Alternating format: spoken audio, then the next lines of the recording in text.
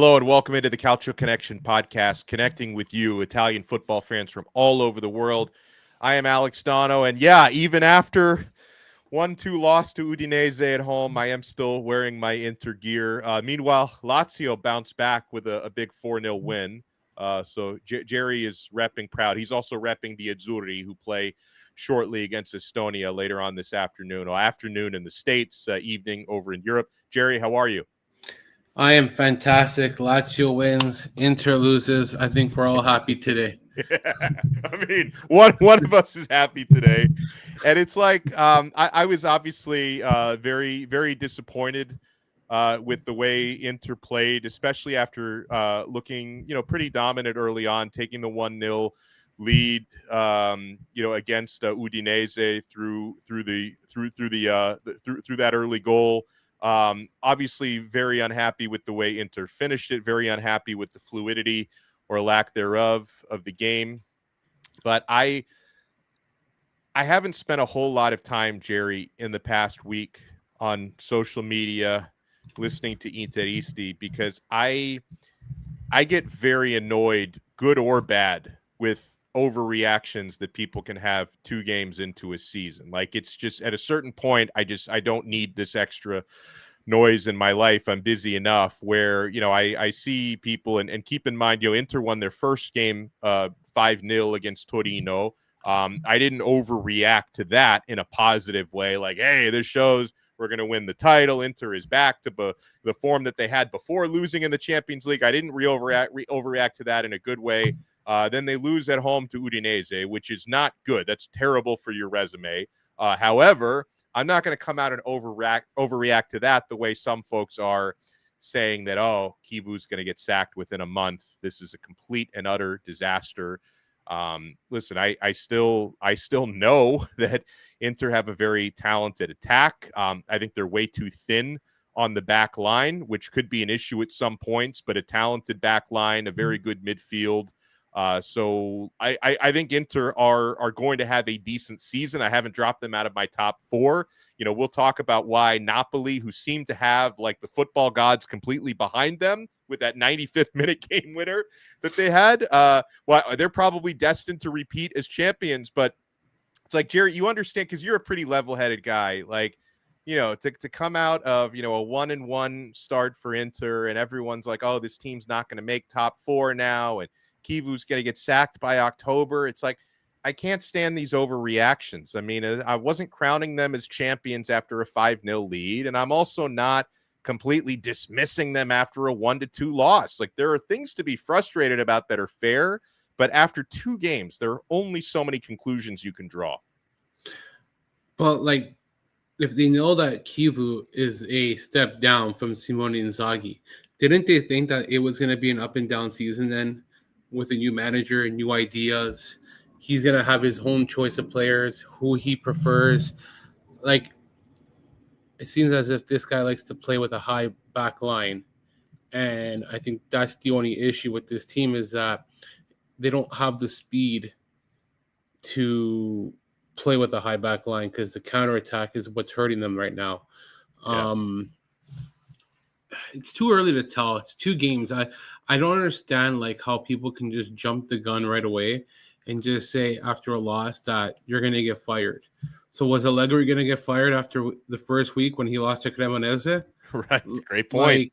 Like Cremonese, by the way, top of the table. Yeah, exactly. Like, I just don't. I think people are too reactionary. You really have to have a large sample size as to what you have. I think you have to decide by December. But if fans are gonna start thinking, okay, Kiva's gonna get fired next week, then why did you guys even sign him in the first place? If you got that mentality already, not even 2 games into the season, then just fire him now and go find someone who has more experience, because this could become a distraction for the team if it drags on like this. You know what I mean? You don't want 1 week they win, oh, he's the best thing ever. Next week he loses, he's the worst thing ever.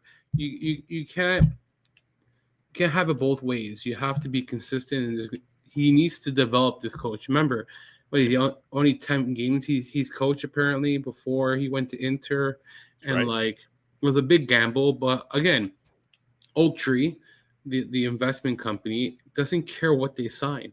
They're going to sign someone who's cheap because they care about the bottom line, right? Yeah. So, as I kind of take it, based on what I've heard about Inter and how they do their business now, it's more about the business itself, making sure that the books are balanced now that the loan has been paid off or something like that. I'm not so in tune with the whole financial background, to be honest, but yeah, at the end of the day, you got to give him time, man. Like, and it's not Udinese is what I watched that game and they were pretty decent, to be honest. They played well, yeah. But you can't say that Inter played bad either. They had a lot of chances. It just that they just didn't bury. Hakan shot like five of his shots at least went over the moon. Barella was complaining. This is another thing with Barella and Lautaro. When they start to bicker and complain all game, they're useless. I hate to say it, but they are the most useless players ever. Useless. They spend more time bickering to the referees instead of focusing to score a goal. Yeah, I hate it. Did you see how many times they were complaining about not getting calls? This is missed. Yeah, I don't like that. And it's fucking it's ridiculous. And you know, going back to the Kivu thing, a couple things we all have to remember about him was ownership. I mean, you referenced Oaktree. They didn't sign any of the players that he wanted to sign in the Mercato.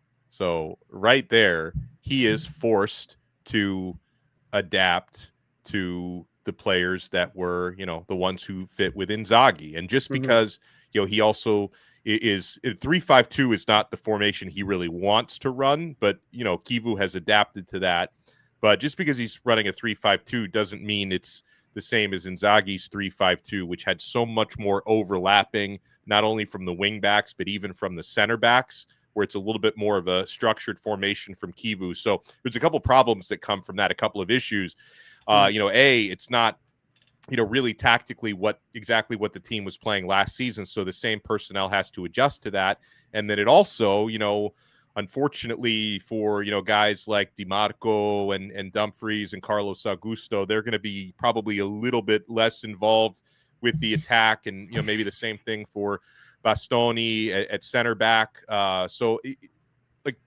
There's going to be time on both sides. Like, Kivu has to adapt to the personnel he has, and they also have to adapt to his tactics, which is part of it. And again, like, they really didn't sign any of the players that he wanted them to sign, because, like, he wanted Lookman so badly so that they could run, you know, a 3-4-2-1 instead of a 3-5-2, and anything on his wish list didn't get granted. So I think that's part of the reason why things look a little bit disjointed against Udinese. But obviously both sides, the players and the coach, are going to have to adapt to that moving forward. But what about Lazio, Jerry, who got the hold on. I got another thing about Inter.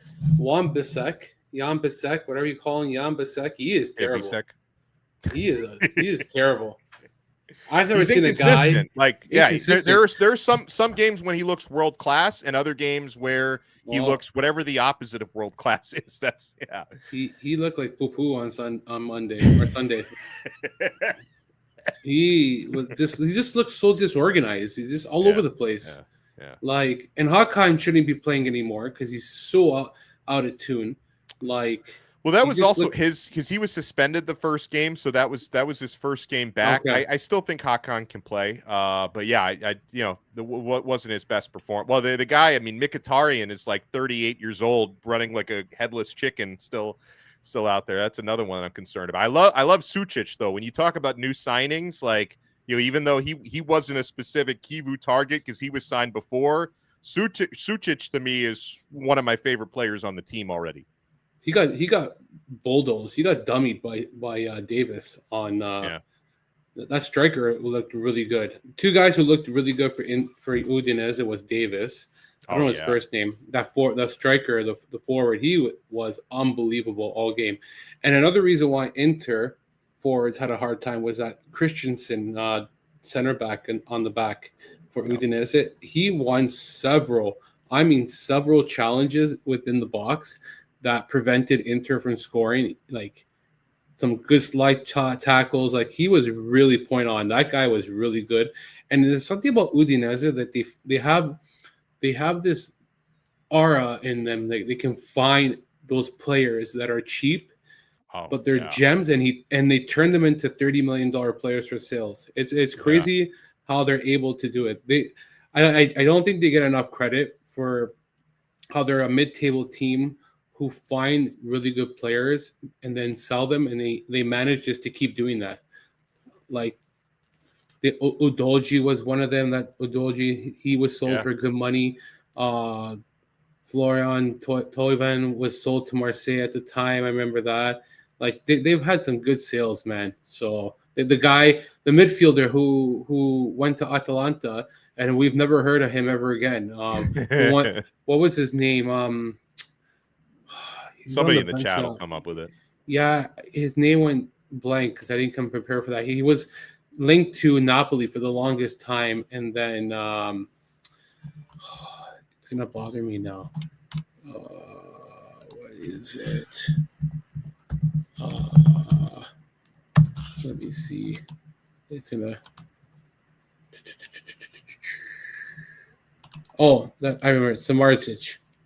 Oh yes, Samardzic. Yeah, he was linked to a bunch of different teams. Ever since he left Udinese, what has he done?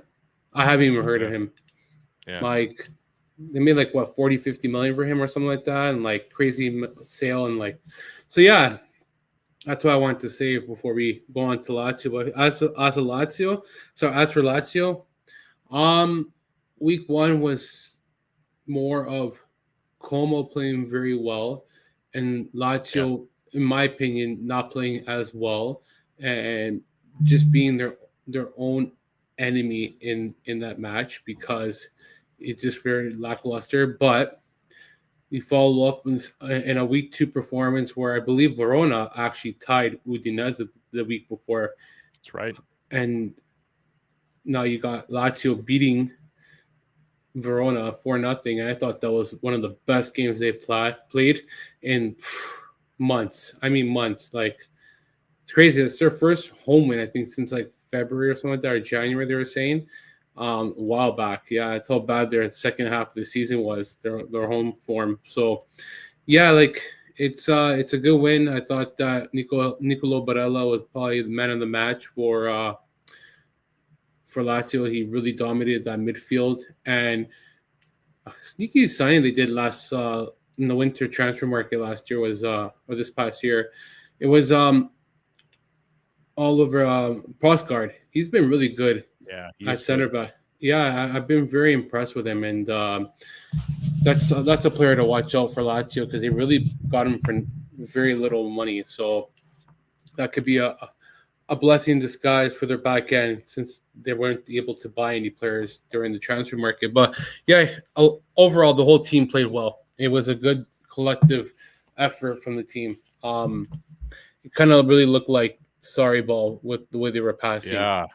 It really did, which again, understandable that it may, with him rejoining the club after a sabbatical, it may take a game or two to kind of fully get back to form with his tactics. That's again why we don't fully judge teams after 2 match days, right? You like to, I think it was Anthony who said in the chat that you usually want first 10 games at least will tell you what a certain team can achieve. I'm with you on that. And at the same time, it's like, obviously when you talk about continuity, Napoli has it with the second year of Conte, and usually like the second year of Conte is usually when you get the most consistency because he's had the full season to really establish his tactics, and then usually by the end of the second season is when things get burned out for Conte and for his players.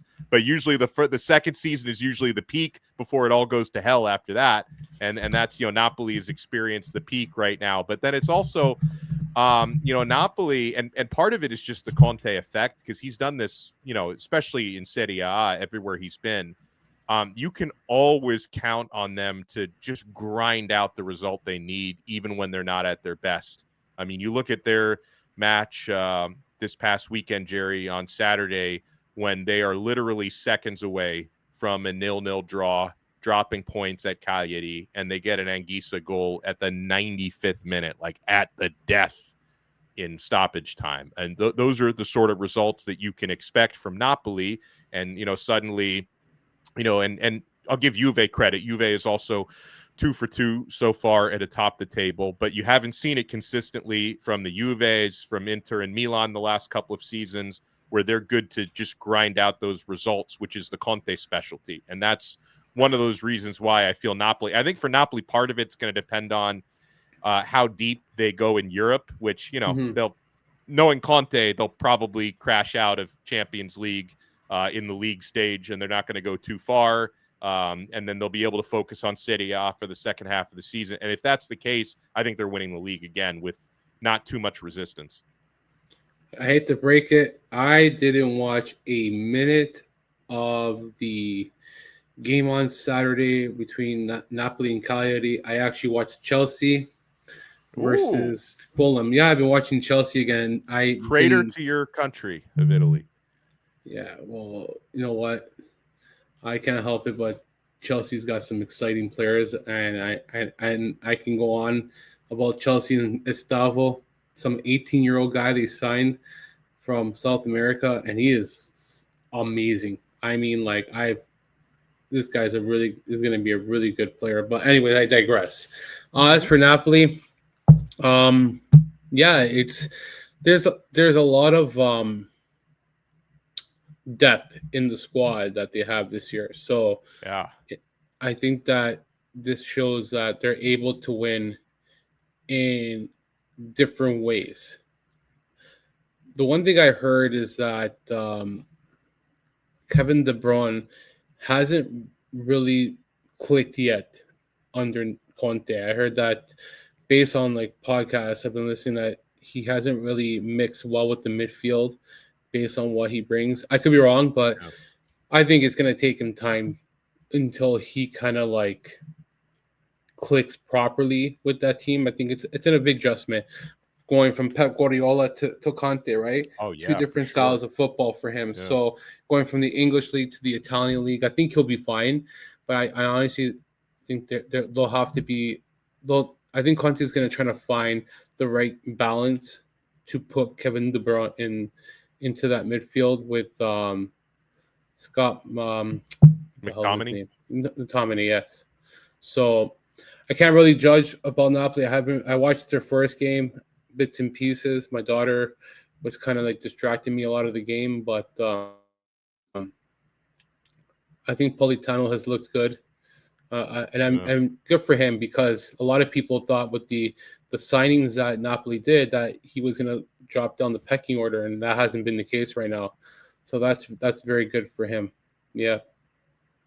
Is there anyone any player in the league who has surprised you most? I mean, for me, obviously, I've paid more attention to Inter than the rest of the league, and I think pleasant surprises. I think Sucic, who I mentioned earlier, I think he's going to be Inter's best signing this season. He's looked really, really creative and composed so far, which I saw from him as well in Club World Cup and preseason. So it's not that surprising, but I think he's been a pleasant surprise for Inter so far. Anyone you think across the league, Lazio or otherwise, who's been surprising to you?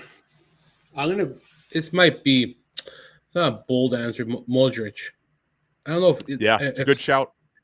I don't know if it's surprise, but I watched the game on Friday against Lecce,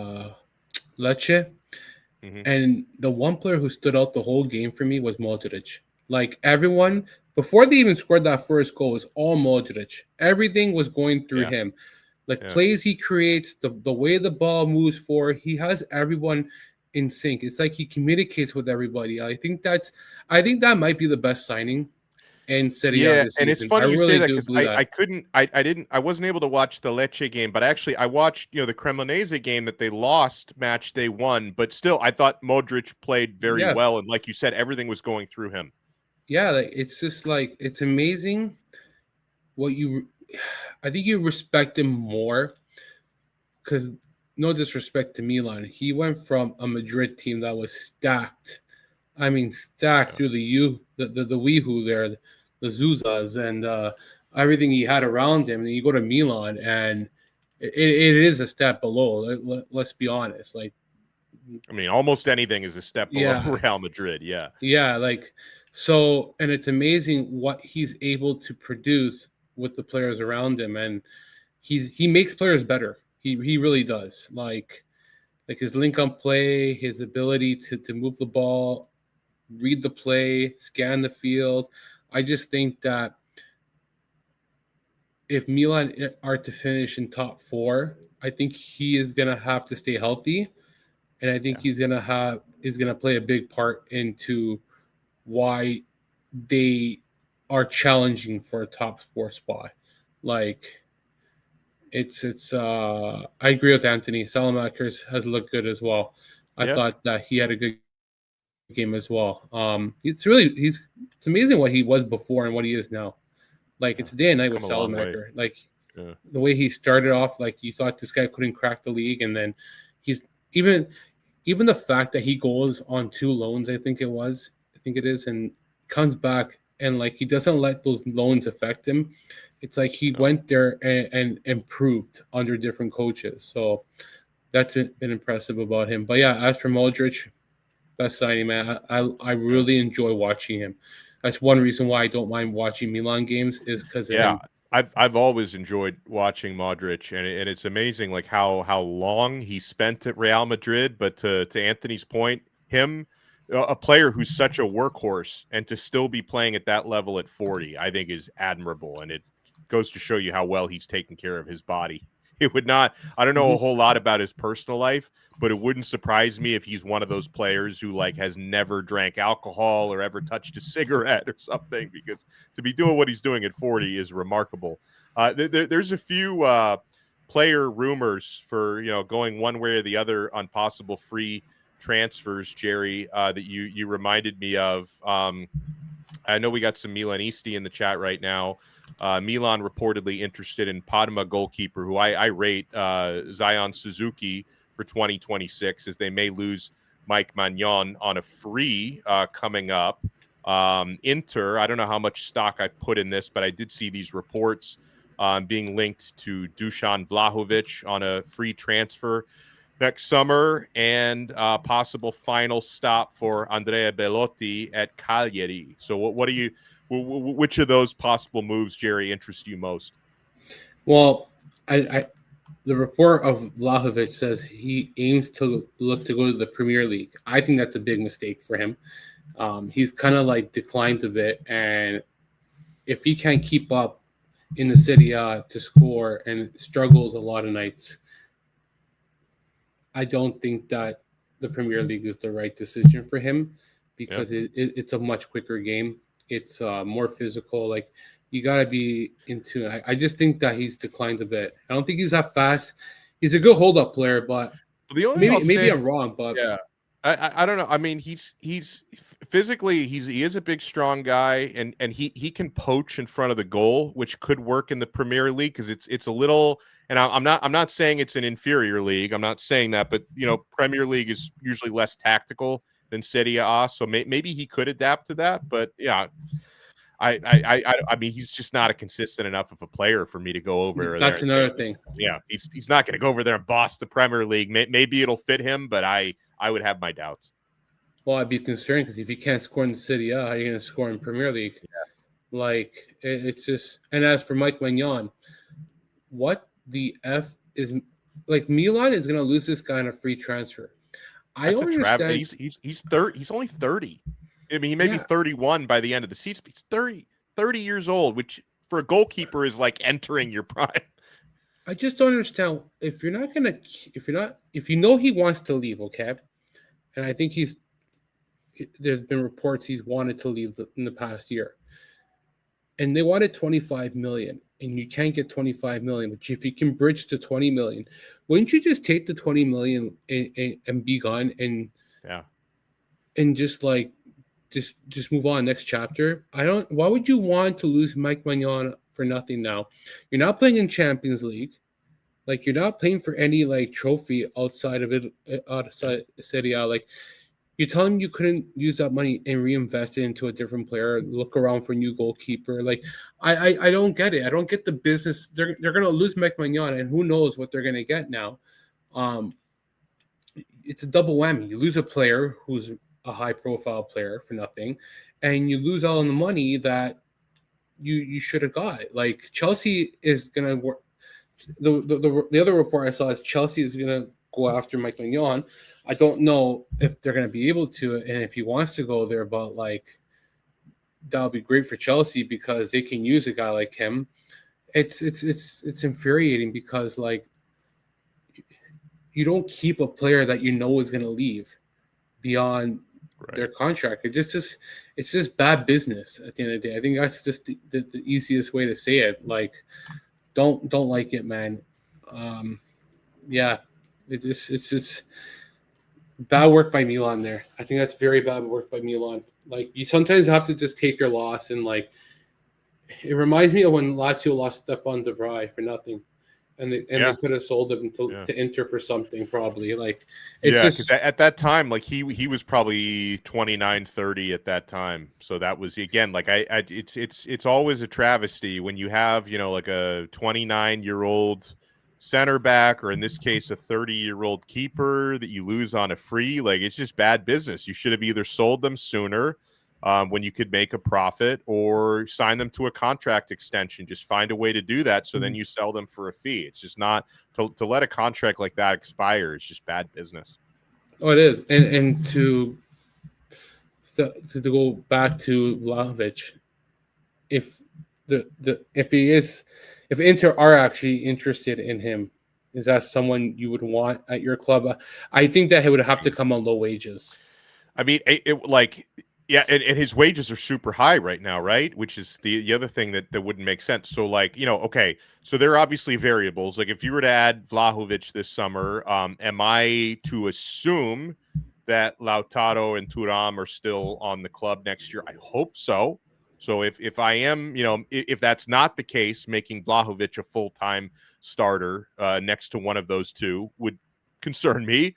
If he were your third or fourth striker, I could get on board with that. I mean, it's a lot better than the likes that Inter has had in recent years of, Mehdi Taremi, who I'm so glad is off my team.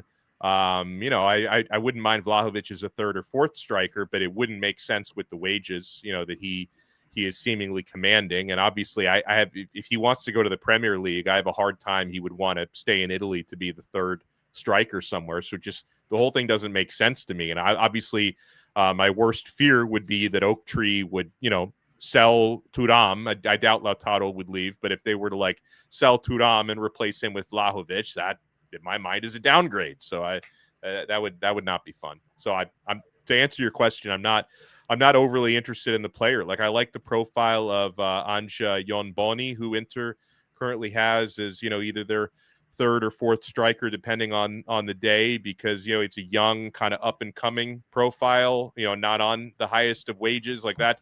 For a third or fourth striker, I think that's sort of the profile that you're looking for in my mind, not Dusan Vlahovic. Interesting. Well, he needs a big season, Vlahovic, regardless. Yeah. And I think it was smart by Juve to put him into the lineup for the squad for the Champions League, because I think Vlahovic is going to be needed this season.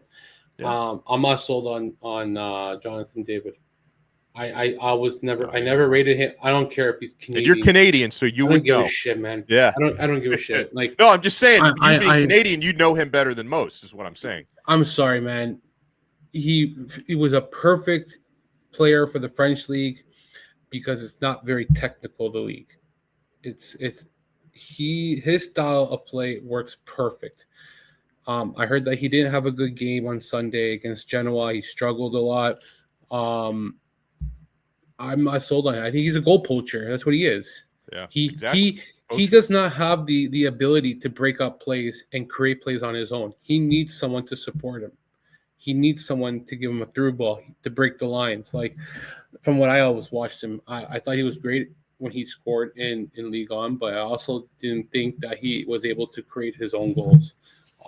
I'm just not a big fan of him personally. I don't. When I watch him with Team Canada, he just looks like the biggest pile on him. I don't want to be rude, but like he's just very. It's not technical. That's how I see him. But I will close it with this: Chiesa was not on the list for Liverpool on the Champions League squad. I think I heard the discussion with Nima and Carlo on their podcast, and Carlo actually broke down about like how Chiesa basically went down the pecking order. Like they signed Isak. There's a few players they signed, and like just because he scored off the bench doesn't mean that all of a sudden you're going to start getting playing time and you're going to be this player. I think that he should have left. He should, yeah. I don't feel like his career has been managed well, just in terms of where he's played. Like, he obviously he had a bright start at Fiorentina, and then he went to Juventus at a bad time when they were in a transitional phase. And now in England, it's been kind of a mess for him. So I still feel like Chiesa has a lot to give if he can find the right situation at a certain club, but it's just he hasn't really had that since his breakout season at Fiorentina. Has not been in the right place at the right time. Well, what's going to happen now? He's not going to play hardly any minutes now until January, and he'll get sent on loan to like some Italian team in Serie A, and it'll probably be a mid-table team where he can get a lot of playing time, and he won't be playing for Italy until then, because Gattuso already said that if you're not playing, you're not going to get a chance on the Italian squad. Right. He's already mentioned this. So I agree. Chiesa's career has not been managed. I don't know. His agent should be fired. Well, and like, I'm sure he probably also has an agent, but like, his father, who was a prominent professional footballer, I know gives him a lot of advice. So I kind of expected better advice than what he's gotten. Yeah. I get what Brooklyn Rob is saying, that injuries killed him, but you also have to get your career back on track when you return from those injuries. And I don't think he's had the proper, I don't know how you say it, the proper teams, the proper guidance, not getting enough playing time. Like, there's just a whole abundance of things that I feel has gone wrong for Chiesa. And another player who could be on the back burner, I know you have to go, we'll just say Belotti. I think Belotti with Cagliari is another thing. He's smart. He took a pay cut to go to Cagliari to try to get his career back on track. I know he's up in age now. He's in his 30s. But you know what?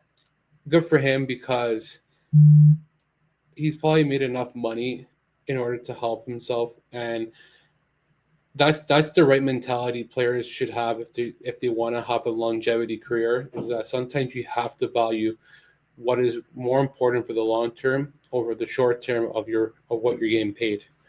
Yep. So I hope it works out for Belotti. I've always liked him as and I think he went to a team that needs a striker, and he'll probably get playing time. So see how he does. And why don't we, real quick before we run, because we're 4 minutes away from the Azzurri taking on Estonia, and important. Italy's behind Norway in Group 1 for World Cup qualification. You've got to keep winning. Obviously, this is a game they should win. Italy are minus 2,000 favorites in this matchup. Brooklyn Rob wants to know, what are your feelings about Gattuso as the national team coach? The players seem to enjoy playing for him, which I think is that's Gattuso's superpower. Is, he's a player coach. He's one of the lads. He's got obviously Grinta was his trademark as a player. I worry about some of the finer things tactically, but at the national team level, it's hard. Like, tactical. Like, I remember when Arrigo Sacchi was appointed manager of Italy for the '94 World Cup, and like he just didn't have enough time to really employ his tactics, because the national team, they just, they don't practice as much as clubs do. So maybe, not being, tactically superior may not be the worst thing in the world. So, you know, I think the important thing is being able to rally the troops and being able to use your talent properly. So listen, I'm not necessarily saying that Gattuso is going to bring the Azzurri back to glory, but I think his players seem to really enjoy playing for him, which I think is a step in the right direction compared to some of the recent situations we've had in Italy. I'll make my explanation more shorter than yours. One word: patience. Just have patience. That's all I can say. Because the minute this guy gets a loss, it's going to be the end of the world. You can't. This guy is taking over a big, like, this is hot water, man. Like, and I hope it works out for him. And I just think that he's never, every coaching job he's had, he's never fared really well. And so I hope this works out for him, but we'll see.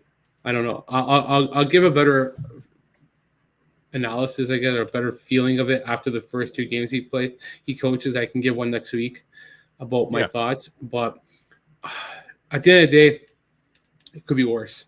Spalletti was really Spalletti has so much experience and he sucked. Yeah. I'm sorry, man. And that's honestly why I'm hopeful, because I think Gattuso, with being more of a motivator, you know, having been such a high level player himself, I think that for a national team that may work out better, because when you've got like these tactically brilliant coaches, again, like, it's just, you don't have enough time to really employ I think it's more about vibes, and it's more about, you know, just lining your players up in the right place, motivating them and letting them play. So maybe Gattuso will do that. I hope he's not stubborn. I hope he's open to ideas. Yeah. I don't like coaches that are stubborn, because it only ends one way. So I'll end it there. Yeah. Well, we appreciate everyone for tuning in to Calcio Connection. Make sure you check Jerry and I out on social media, jmancini8 and at Alex Donno. And we'll talk to you again next time on another episode of the Calcio Connection podcast. Ciao. Ciao. Roma merda.